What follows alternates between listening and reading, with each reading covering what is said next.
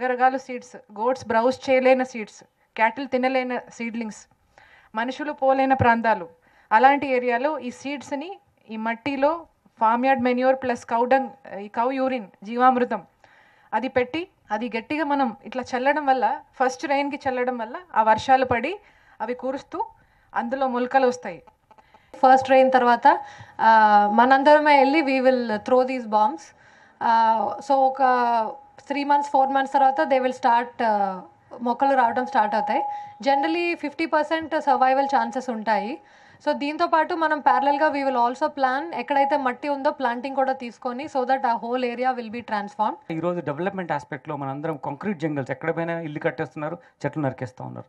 Development అంతా destructive development అయింది. ఫ్యూచర్గా ఒక వచ్చే జనరేషన్ చూసుకోవాలని ఎవరు మనం ఆలోచించలేదు. అటువంటి తరుణంలో ఇన్ని 100 కోట్ల మొక్కలు నాటాలన్నటువంటి కార్యక్రమం ముఖ్యమంత్రి గారు చేపట్టినప్పుడు మనమందరం ఒక మహోన్నతమైన కార్యక్రమంలో భాగస్వామ్యం కావాలి. అప్పుడే ఇది మనం గోల్ సాధించగలుగుతాం.